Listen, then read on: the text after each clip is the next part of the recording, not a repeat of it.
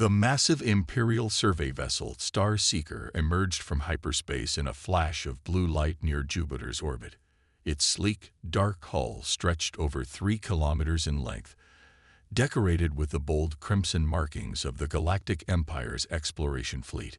Inside the ship's main bridge, Admiral Vixar stood with his 4 arms clasped behind his back, his scaled skin reflecting the soft glow of countless monitoring screens.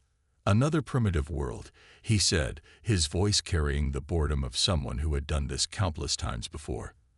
The Admiral's golden eyes narrowed as he studied the blue planet displayed on the main view screen. "Run the standard scans." The bridge crew, a mix of various alien species united under the Empire's banner, worked efficiently at their stations. Data streams filled the holographic displays surrounding the command platform. Earth's cities, satellites, and military installations appeared as glowing dots on their tactical maps. "Sir, we're detecting some unusual energy signatures," reported First Officer Krull, her antenna twitching with curiosity. "They don't match any known patterns in our database." Vixar waved one of his lower hands dismissively. "Probably some crude nuclear technology. These pre-FTL civilizations often discover atom splitting before proper energy containment." He had overseen the integration of 13 other systems into the Empire, and they all followed similar patterns. But something was different this time. The ship's quantum AI, considered one of the most advanced in the Empire, kept flagging anomalies in its reports. Earth's power grid showed unexpected fluctuations. Their primitive satellites seemed to be part of a larger network that defied the AI's analysis. "Admiral," called out the sensor chief, "we're detecting advanced quantum computing signatures. They're well hidden, but they're definitely there. The humans appear to be more sophisticated than their visible technology suggests." Vixar moved closer to the display, his interest finally piqued. "Show me their military capabilities." The screens filled with images of Earth's visible defenses, nuclear weapons, conventional armies, primitive space stations, and early warning systems. The Empire's AI calculated a 99.9% chance that Earth would submit peacefully when faced with the Empire's overwhelming technological superiority. "Their nuclear weapons are concerning," Krull noted, "but nothing our shields can't handle. Though," she hesitated, "there's something odd about their defense patterns." "Explain," Vixar commanded. "Their military bases are positioned in a way that suggests they're protecting something other than population centers. And these energy fluctuations, they form a global pattern we can't decode." Vixar studied the tactical display thoughtfully.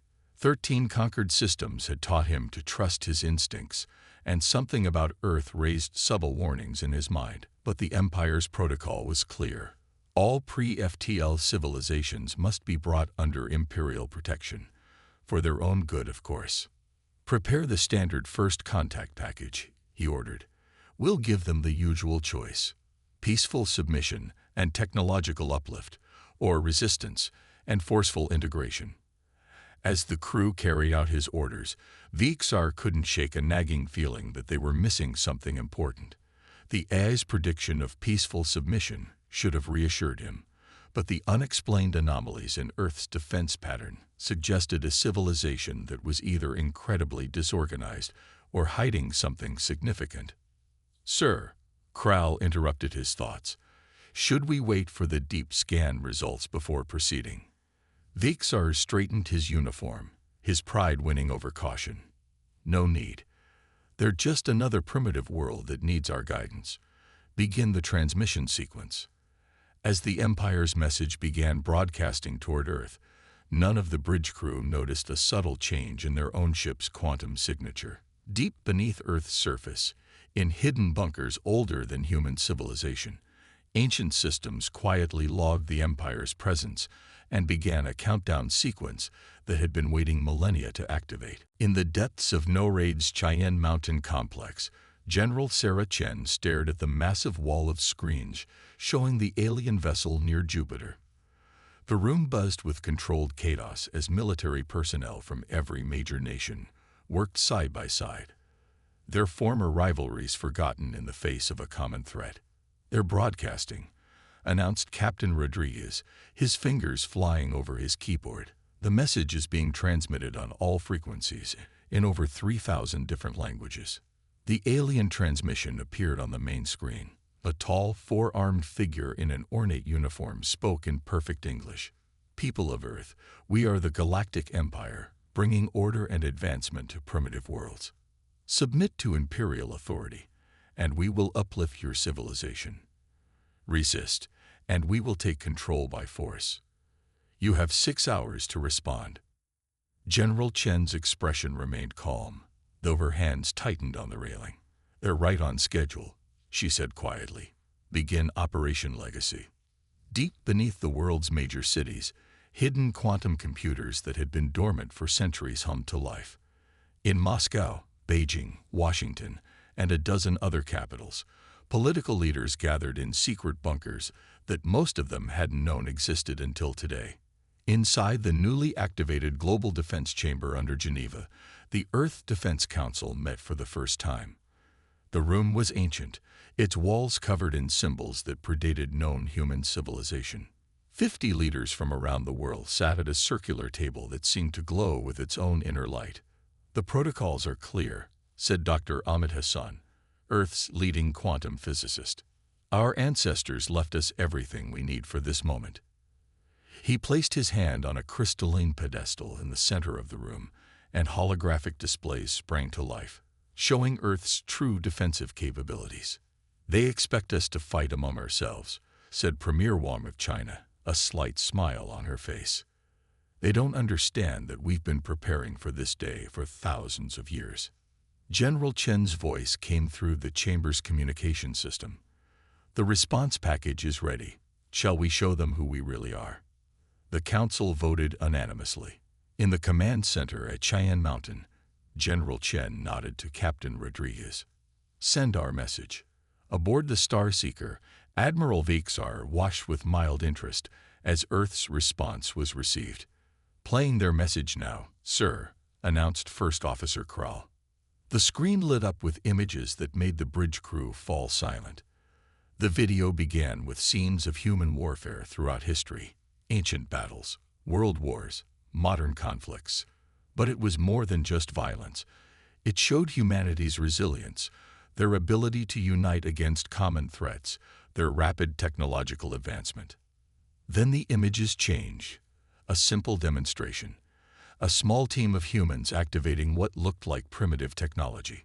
Suddenly, the Star Seeker's sensors flickered and failed for exactly 3 seconds. When they came back online, the ship's AI reported that it couldn't explain what had happened. The final image showed the Earth Defense Council chamber, its ancient technology now fully active. A single representative spoke for humanity. "We've been waiting for you.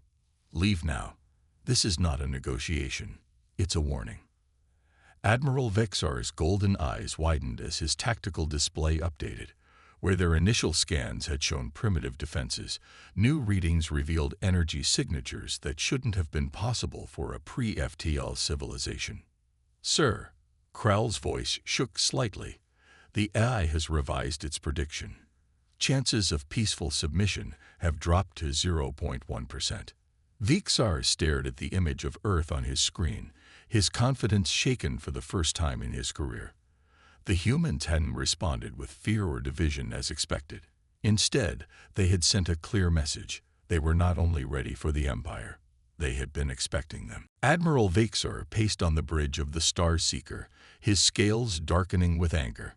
6 hours had passed since Earth's defiant message, and now it was time to show these humans the price of resistance. "Target their largest military installations in the unpopulated areas," he ordered. "Let's give them a demonstration of imperial power."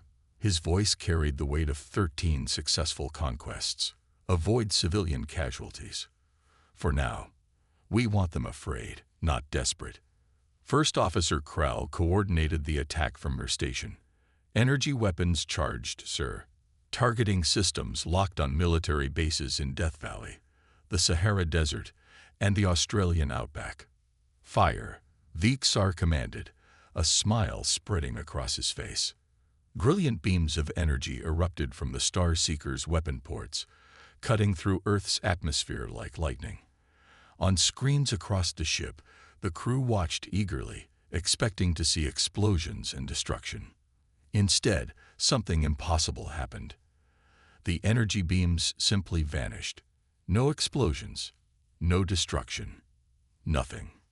What happened? Vixar demanded, all four hands clenching into fists. Where did our attacks go? In the Cheyenne Mountain complex, General Chen watched the Empire's attack dissolve harmlessly against Earth's hidden defenses. Ancient shield generators, disguised as natural rock formations, had absorbed the energy completely. "Send them the footage," she ordered with a slight smile. Aboard the Star Seeker, the bridge crew watched in stunned silence as Earth transmitted video of their attack. The images showed the energy beams being caught and dispersed by invisible fields that rippled like water when struck. "Impossible," Vixar whispered. "Their technology level. We scanned them thoroughly." Then the ground at each targeted location began to change. The sand and rock shifted, revealing massive structures that had been hidden for thousands of years. Ancient defense platforms rose from the earth, their surfaces covered in symbols that matched those in Earth's Defense Council chamber. "Sir," Krull reported, her antenna twitching rapidly, "we're detecting energy signatures unlike anything in our database. These installations, they're more advanced than our own technology." Deep beneath the Sahara Desert, Dr. Hassan worked with his team in a newly emerged facility. The walls were covered with displays showing real-time data from defense systems around the world. "The ancestors left us more than just weapons," he explained to the awestruck UN observers. "They left us their knowledge, waiting for the day we would need it." In orbit, more surprises awaited the Empire. Their sensors detected new energy signatures appearing across Earth's surface as more hidden facilities activated. Each one pulsed with power that made the Empire's most advanced sensors scramble in confusion. "Admiral," one of the sensor operators called out, "we're detecting similar signals from beneath every major city on the planet." The humans, they'd been sitting on top of this technology all along. Vixar stared at the tactical display, watching as thousands of hidden defense points revealed themselves across Earth's surface. His golden eyes narrowed as he finally understood. This wasn't just a primitive civilization defending itself. This was something else entirely. "Send a priority message to Imperial Command," he ordered, his voice tight with suppressed rage. "The humans, they're not what we thought.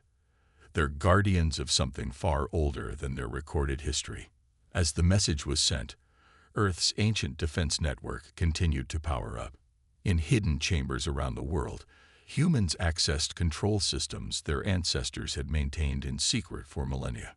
The truth was finally emerging. Earth wasn't just another target for imperial expansion. It was the keeper of legacy that predated the Empire itself. Vixar watched the growing power signatures with a mix of anger and fear. For the first time in his career, he wondered if he had finally found a civilization that the Empire couldn't simply conquer and absorb. The humans hadn't just prepared for this day. They had inherited the means to make the Empire regret ever finding Earth. The hidden bunker beneath New York City hummed with ancient power as Dr. Emma Torres studied the holographic displays. Around her, the chamber's crystalline walls pulsed with soft blue light, revealing layer upon layer of technological wonders that had waited patiently for this moment. "It's time to tell them everything," she said to General Chen's image on the main screen. Similar chambers under every major city on Earth had activated, each revealing pieces of humanity's true history.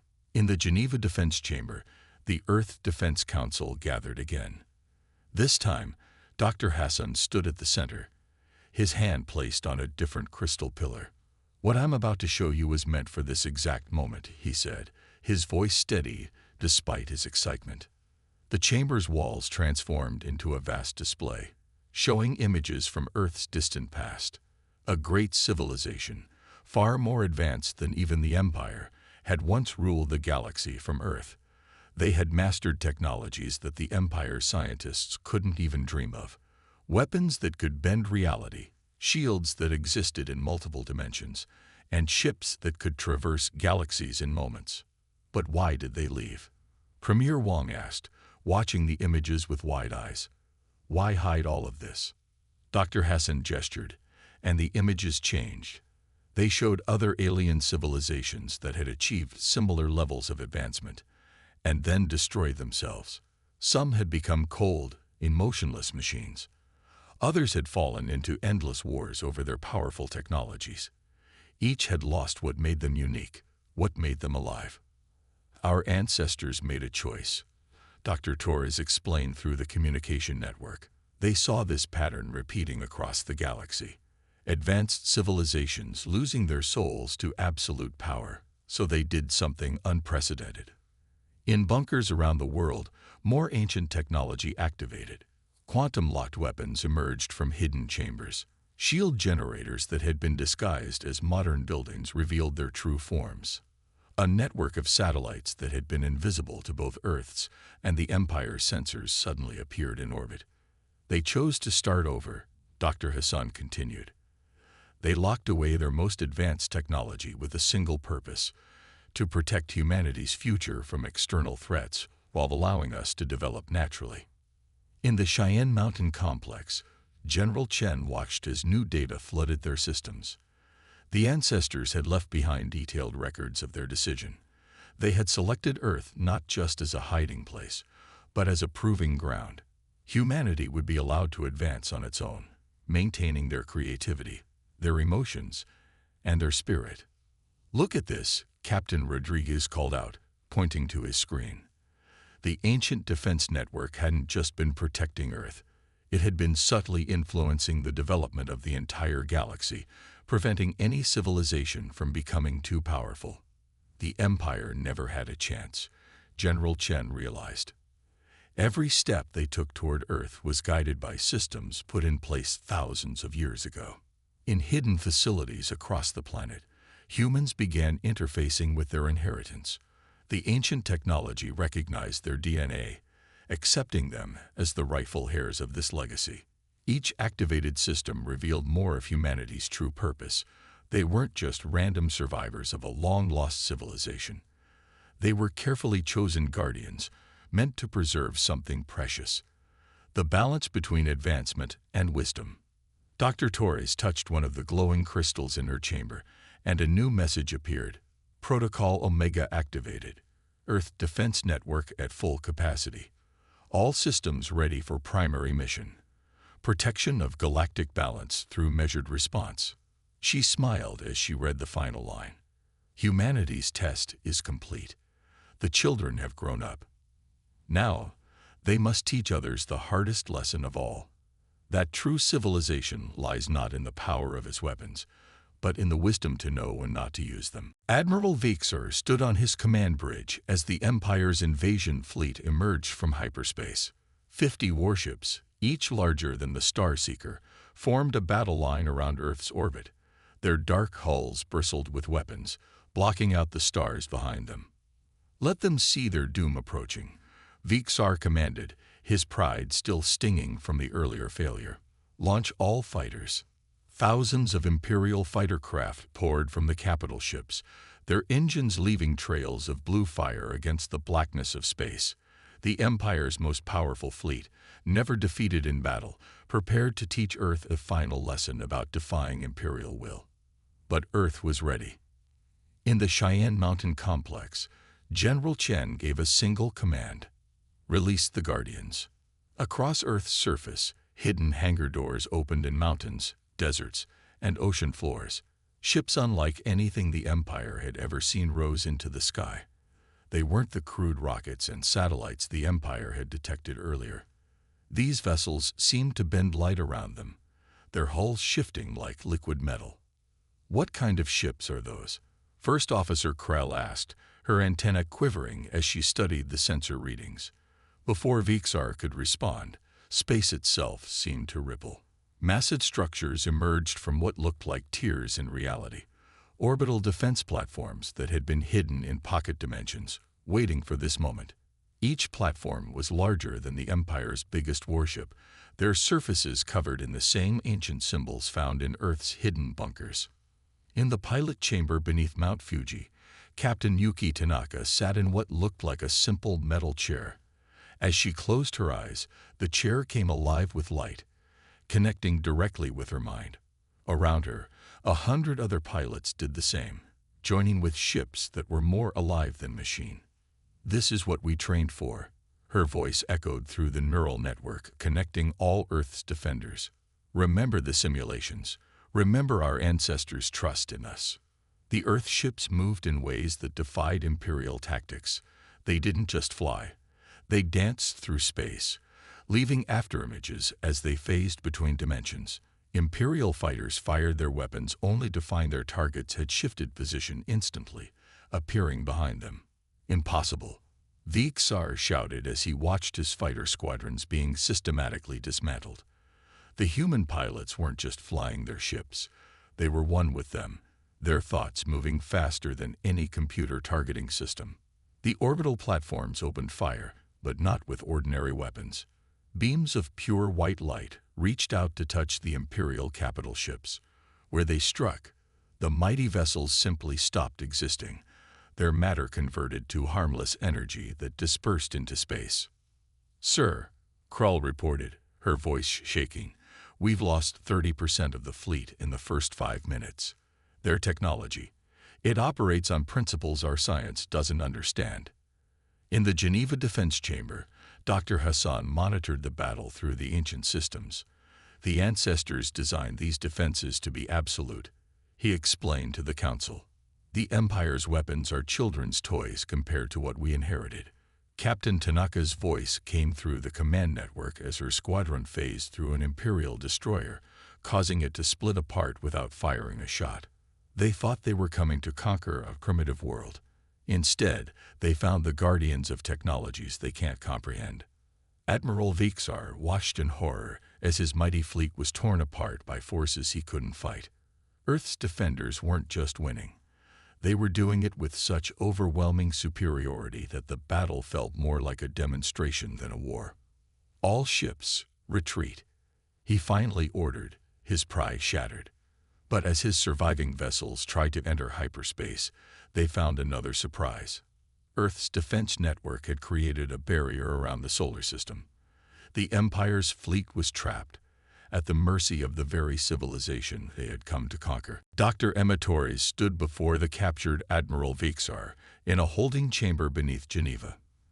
The room's crystalline walls shifted with patterns of light, displaying images from across the galaxy.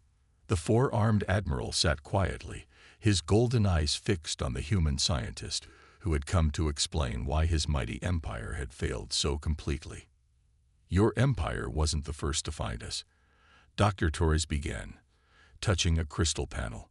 The walls showed scenes from Earth's ancient past. "And you won't be the last. But you might be the most important."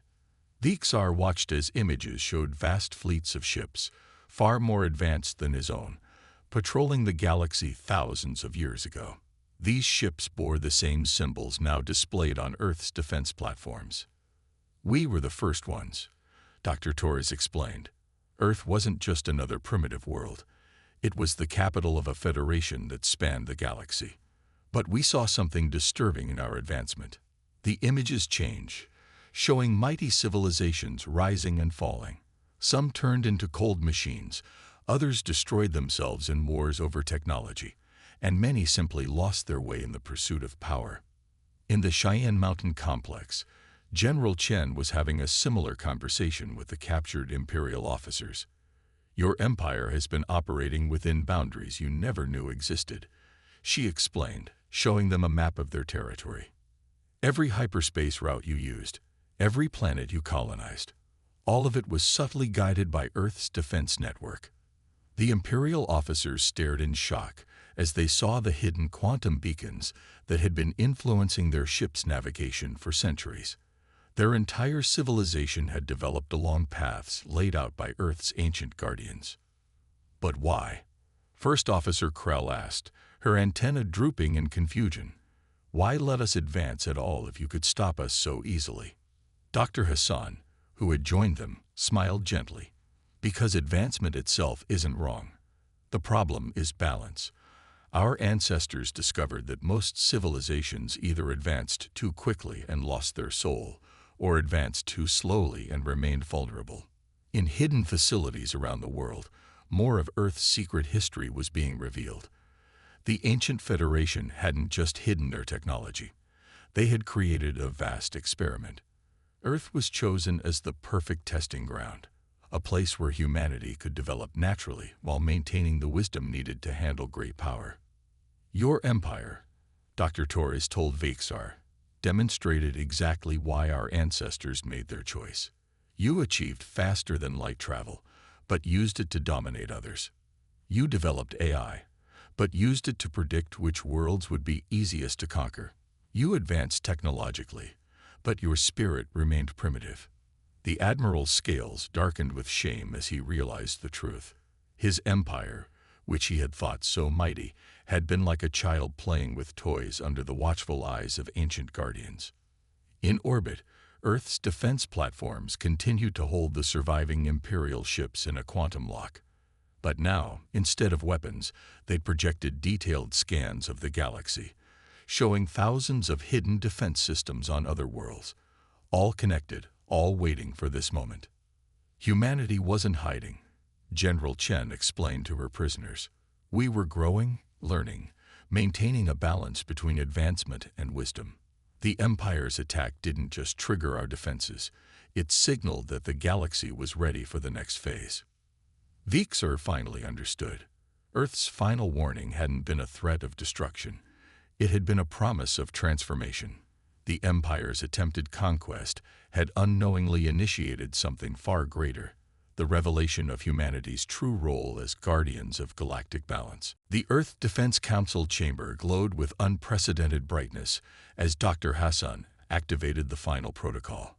Representatives from every nation watched as a quantum beacon, hidden beneath the Antarctic ice for millennia, powered up for the first time.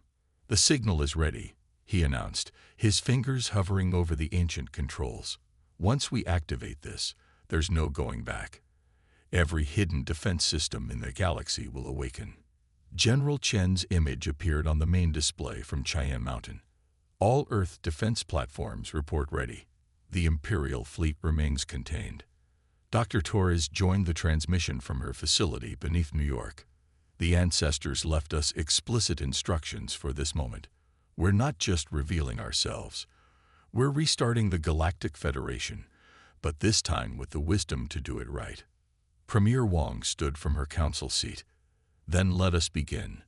Humanity has passed its test. Now we must help others pass theirs. Dr. Hassan pressed his palm against the crystal pillar. The quantum beacon fired, sending a signal that rippled across space-time itself. On thousands of worlds throughout the galaxy, ancient systems identical to Earth's began to activate. In orbit, Admiral Vexar watched from the observation deck of his captured flagship. The Imperial officers around him stared in awe as hidden defense platforms emerged around every major world in the Empire, even their capital planet. We never had real power, Vexar said quietly. We were playing at empire building while real powers watched and waited. First Officer Krell, standing beside him, pointed to a new light appearing in space. A massive portal was opening, larger than any they had ever seen. Through it, they could see other worlds, other civilizations, all experiencing the same awakening. On Earth, the ancient technology revealed its final purpose. Holographic displays showed countless alien species discovering their own hidden guardians, their own buried history. Each civilization had been secretly protected, guided, and prepared for this moment. The Empire's attack wasn't just a test for Earth, Dr. Torres explained to her stunned audience. It was a trigger, a signal that the galaxy was ready for reunification. Our ancestors didn't just hide their technology. They created a vast network of protected worlds, each developing in their own way. In the Janika Defense Chamber, representatives from the Empire were invited to witness humanity's next step. The ancient Federation had never truly died. It had transformed itself, scattered its wisdom across countless worlds, waiting for the day when its children would be ready to rebuild it. Your empire, General Chen told Vexar, will have a place in this new federation. Not as conquerors, but as equals. The same technology you fought against will now protect your worlds too.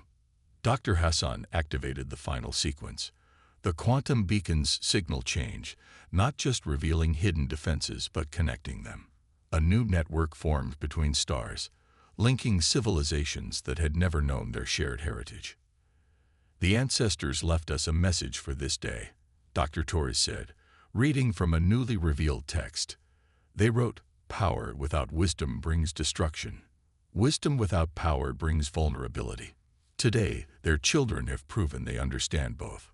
Around Earth, the defense platforms transformed. What were weapons became bridges, creating stable portals between worlds. The Imperial ships, no longer prisoners, were invited to dock at Earth's stations as honored guests. Vexar, watching Earth's cities gleam beneath him, finally understood the true meaning of Earth's final warning. It hadn't been a threat of destruction, but a promise of transformation. The Empire's ambition to rule the galaxy had unknowingly helped fulfill an ancient plan. The rebirth of a federation built not on conquest, but on the balance of power and wisdom that humanity had learned to maintain. As representatives from thousands of worlds began arriving through the portals, humanity stepped forward to take their place as guardians of this new age. Their test was complete, and now their real work could begin, teaching the galaxy the lesson they had spent millennia learning. True civilization lies not in the strength of its weapons, but in the wisdom to use power for the benefit of all.